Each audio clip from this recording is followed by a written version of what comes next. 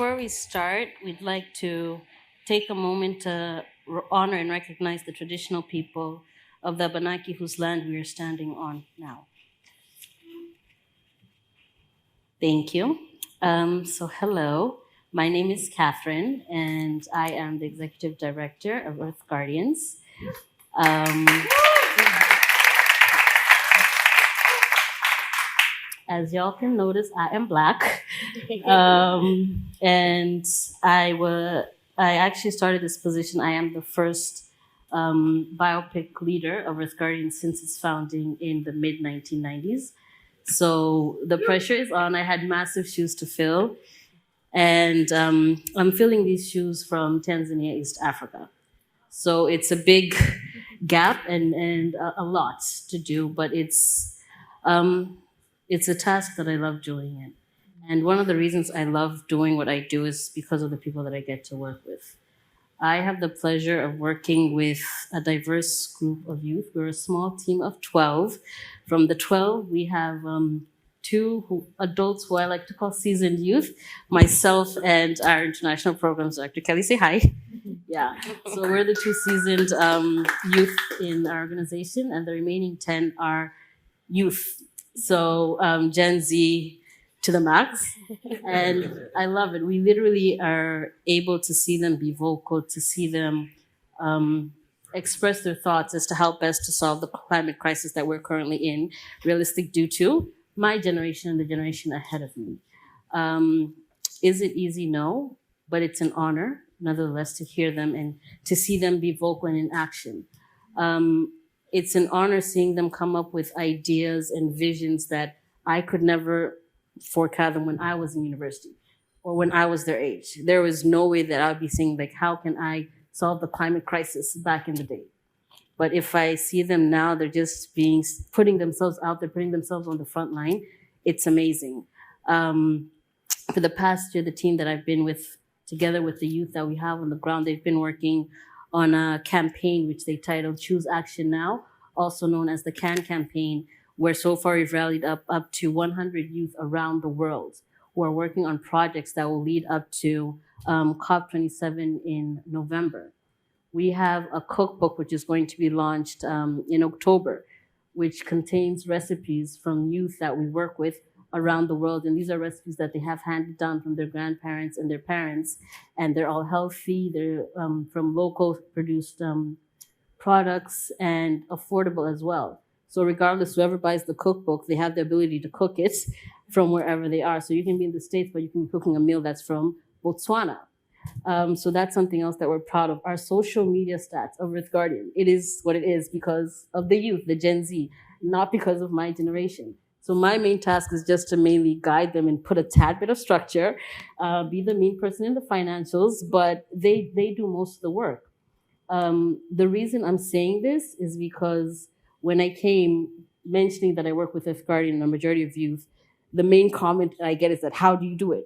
How do you manage working with the Gen Z generation?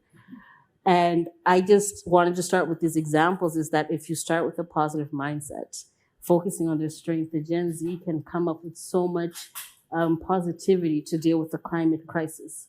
And when I speak of the Gen Z that I particularly work with and I'd want us to all focus on is the Gen Z generation that are of the biopic youth, the Black and Indigenous youth.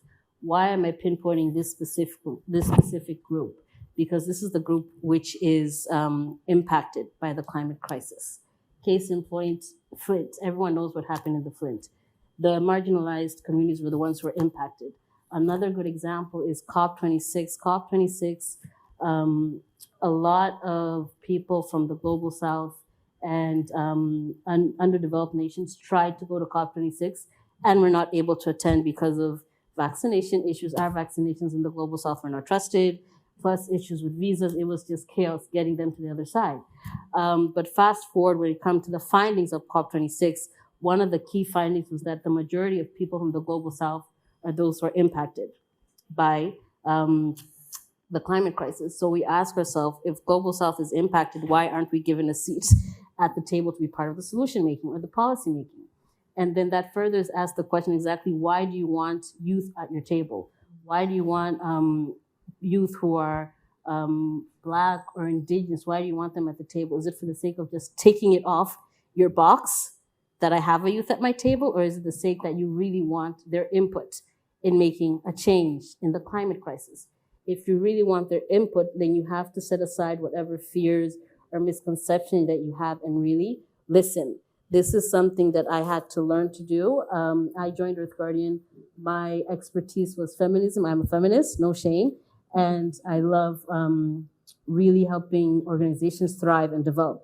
That's where my expertise is. So I'm joining a team of youth whose expertise is climate justice, the climate movement. So to really get myself out of that comfort zone of what I'm used to, how I'm used to leading organizations, to now leading an organization filled with very passive and active youth and going with their speed and not what I'm used to, having to close my eyes to what the public perception or how the public perceives an executive director supposed to lead an organization, and really put on my active listening skills to really listen to the team that I have. Exactly what do they want? What change do they want? How do they want to do it? And then I come in with instructions, okay, this is what you want to do. These are the basics that are needed to get it down. Now, how can we sit down and merge it? But at least that seat is there, and we're giving them the listening ear, and they feel that they're actually being heard. At least I hope you do, that they're actually being heard and taken seriously. So I'm almost coming to them, so just hang in there. Right now, as I stand before you, yes, as Executive Director of Earth Guardians.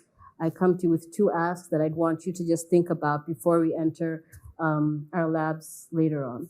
The first thing I'd like you to think about or digest, in your teams or in the places that you work, do you have youth on your teams? Do you have diverse youth? Youth who are from underprivileged communities, Black youth, Indigenous youth, Latino youth.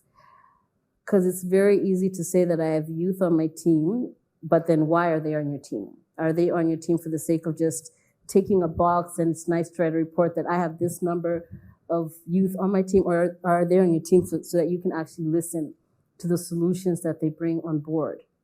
And the main reason I really want to focus on the listening aspect is because these are the youth who actually see the impact. In the global south, a majority of women, we cook with firewood and charcoal. It's not environmental friendly, but it is affordable, and that is how we survive. The children who are raising the youth, they see their mothers go through that. They see the aftermath of what their mothers have to go through, but they're the ones who can have the solutions. So if we don't give them the platforms of coming up with the solutions, what exactly are we doing in our offices?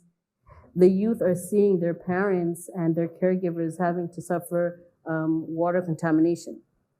They have the solutions, but if we're not giving them this space to actually tell us exactly what to do, how to do it, then what are we really doing in our offices? Are we just saying that we're environmentalists, but not really wanting to make a change? We're doing it for the sake, it's a trend to be an environmentalist, but there's no sustainable change. It's pretty much like it is with AIDS right now. To get a cure for AIDS, it's possible, but if you get a cure, that means all the funding that is going to AIDS will evaporate. So I don't want that same thing to happen to the environment. I want us to be very focused that this is an issue that affects a lot of communities. Let's find a solution together. The second ask that I come in front of you is to really think as to how you can support organizations such as Earth Guardians.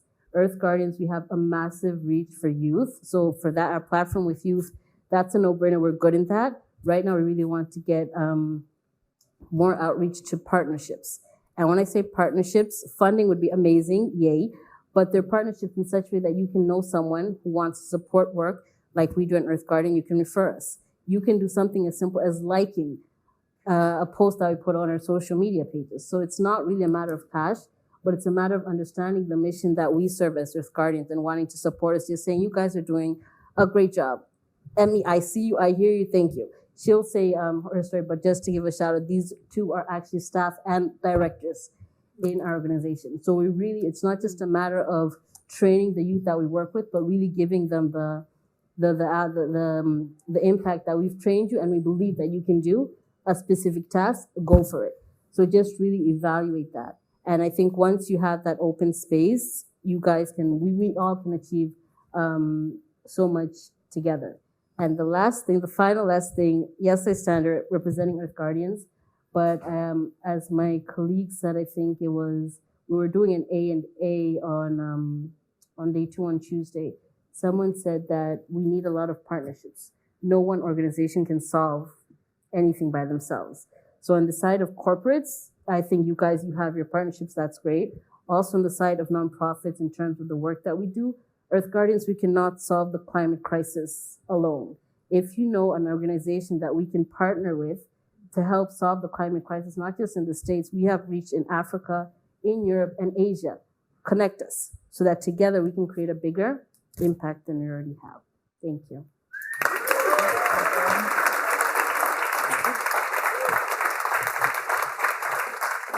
You guys are so warm and beautiful. I love it. Mm-hmm. I would like to ask you just to take a second and imagine, how do we decolonize our minds? What would that look like? How would it feel to step back from whatever position you are in and allow someone who may not look like you to step forward? Someone who looks like me, a woman, young, Black, and queer. Yes, Gen X, we can say queer, it's okay. My name is Emmy Scott, and I'm a recent graduate of the University of Northern Colorado, and I have 2 degrees in sustainability and business management. I am now the financial and operations director for Earth Guardians, and I had the honor of serving as a crew lead at my university for an Earth Guardians crew. Our first campaign was Bella Romero, an elementary school that was primarily Latinx in a community that was Latinx. The county commissioners were planning to place 40 plus oil pads in this community, 1,000 feet from the kids' playground. I heard that the pads were originally proposed to be built in an affluent neighborhood where a few parents spoke up about the oil pads not being safe for their children. And so the county commissioners moved the rigs to the backyard of Bella Romero. We saw the injustice in this move, but I decided to take it as inspiration. If a few parents could speak up and get the county commissioners to move the well pads, imagine what a whole community's voice could do. So every Friday after school, we would stand outside Bella Romero and we would collect signatures, just to show that the community was not in support of the fracking either. We passed out pamphlets in English and Spanish that educated parents, kids, and faculty about fracking and how fracking works. I even remember a few of the oil rig workers going out of their way to come to Bella and sign our petition because they knew that how close the pads were not safe. They also had kids at Bella Romero themselves, which is now a playground that has exposed 4th and 8th graders to industrial chemicals. Teachers started going off the books and teaching their kids about fracking. And the kids would come to us after school and start thanking us for our petition. A few of them even asked to sign, which I had to tell them, well, when you get older, you could register to vote, and then you could start a campaign just like I did. To that, a young 4th grader told me that when she was my age, she would run for office, just to ensure that that never happened to her community again. And it wasn't just parents and kids who were concerned. One teacher spoke up stating that she didn't feel safe working anymore. As a pregnant woman, she didn't feel as though the county commissioners were keeping the life that was growing inside of her safe and exposing her to the dangers of fracking. Between our university and the Bella Romero community, we collected over 1,000 signatures to present to the county commissioners, but even after all that, our demands were rejected, which shows that the climate crisis is a public health emergency, but most importantly, it's a racial injustice emergency. If you don't agree, then you have not gone outside your bubble to see how climate change disproportionately affects Black and Brown communities, the ones who have contributed the least to the issues but are enduring the most effects. While Bella Romero is personal, this narrative is an injustice towards BIPOC communities within the environmental space happens all the time. 2 examples here in the US of communities of color being disenfranchised by systems that are supposed to protect them is the Jackson water crisis, where Jackson is 82.5% Black and their city of 150,000 has little to no sanitary water. And Line 3, a pipeline that violates the treaty of the Anishinaabe people and puts the entire Mississippi River at risk by crossing its headwaters. Focusing back on Colorado, there was a campaign called NIMBY. Maybe some of you have heard of it. It stands for Not in My Backyard, where affluent communities demanded to their local governments that they would no longer support or accept oil drilling or other environmental degradation in their communities. And while it had great intentions, it failed to consider the communities outside of them that have less of a voice. What would happen to them? Which brings me back to my question: how do we decolonize our minds? The Not in My Backyard movement gave us a chance to show our Colorado community that not being in your own backyard isn't good enough. Because we have to remember two things. One, it's not your backyard. It's native land. Two, if it's not in your backyard, then whose? Speaking broadly again, as allies, especially white allies, you have to realize that the stance such as not in my backyard isn't good enough. You have to demand not in anybody's backyard. Speak up to make space for those who are not listened to. Because it's not that they aren't speaking up. The work is already being done by BIPOC youth. So we are asking global leaders to create, make space in leadership positions, and actively implement seats at the table for BIPOC youth who have already been doing the work. We need resources to continue to make local and significant change. We need a seat at the table to spread cultural knowledge that has been diluted and stolen. Yes, there are BIPOC folk who have been trying to get back to their traditional ways that served as sustainable practices before sustainability was even a coined term. But just because mistakes of not listening or including them in the conversation have been made, just because I ask you to imagine, to step back and allow others to step forward, doesn't mean I'm saying that you shouldn't be a part of the solution. You have a very important role, and your most important role is to be a support system for those who do not have the power, the privilege, and especially the funds to continue to make substantial change in their communities. You may or may not have the solution yourself, but you sure can be the support that is needed to create the solutions. Thank you.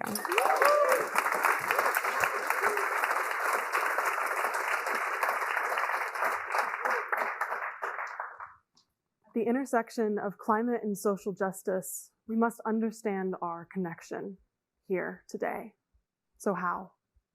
My name is Marlow Baines. I'm the youth director with Earth Guardians. And at Earth Guardians, we are using what we can as the 501c3 status that we have, which exists in a colonial and capitalistic world, to give back to our youth, especially our Black, Indigenous, and people of color youth, to train them to become effective leaders at the intersection of environmental and climate justice. Because these issues are not only impacting us by the climate crisis, but through our sexual and racial identities, of wage and housing crises, and so many more issues that are impacting our generations. I need your help today. To be more effective in our work, we need money, support, and mentorship. As Catherine mentioned, Earth Guardians is working on a campaign called CAN, also known as Choose Action Now. What this means is on November 12th, thousands of youth around the globe are choosing action now to make it loud and clear that we are going to tackle this climate crisis through reforestation, educational campaigns, mutual aid, waste management, and so much more. And at Earth Guardians, we are trying to support them through micro-project grants, training calls to focus on project management and organizing, one-on-one support, and so much more. Now, this campaign is not about us as an organization. This is about our youth leaders, about Mensa, Tupa, Walang and Anne, Jennifer, and so many more that come from Cameroon, Ghana, Mexico, Brazil, and so much more. Our BIPOC youth are not only at the forefront of the climate crisis and catastrophe, but at the forefront of this movement. And do y'all see them today? It's a little awkward because no, they're not here. And yet the knowledge, talent, and passion that you all have in this room can make a huge difference. In this moment, I ask you to step up and step back. Let our youth leaders do what they do best and support us. Have our back, mentor us, practice active listening, because we've been working on implementing these solutions and we know the work it takes to create them. My fellow coworkers are wicked smart. They're talented, brave, amazing women, and I need you all to listen to them. Not just me, a white affluent woman. I need you to listen to more people like them and to recognize that we can use our white and affluent privileges to show support, to show up, and we need to support in unprecedented and radical ways. And we're seeing it. As of yesterday, a $3 billion company has decided, which I think a lot of you all are probably wearing. I see y'all. Yvonne Chouinard, the founder of Patagonia, has donated a large profit of the company's assets to nonprofits. If there's a model out there where you all, the hardcore capitalists, I've been listening, can show us systems and models in which can support our activist leaders, I want to see it. Earth Guardians has done a lot of work, providing thousands of trainings to youth leaders, hundreds of thousands of dollars of support to our youth leads, created many educational resources, and our 2021 annual budget was $400,000. What if we had a staff of full-time members with benefits and support? What if we banded together to create and choose action now on November 12th, to show up and say that not only are these climate resilient projects not only doable, but they are happening. But we are going to support not only community, but culture and so much more. We can show our world that the tables have turned and that youth, and particularly youth of color, can be put at the tables of decision making, because the people who created this issue cannot be the only ones to solve it. We must look outside our affluent bubbles and actually do the work to diversify this conversation. Now more than ever, we need collaboration. We need each and every one of your talents and tools, resources to come together, because I know that generations previously have messed up, but what are we going to do about it? So if you have the funds to support Earth Guardians financially, we greatly appreciate it. But we also need communications and storytelling specialists, development program directors, campaign organizers, donor relationship builders, to help us reach the world and make it loud and clear that we can and will make the change in which we want to see. So now, what are y'all going to do after today?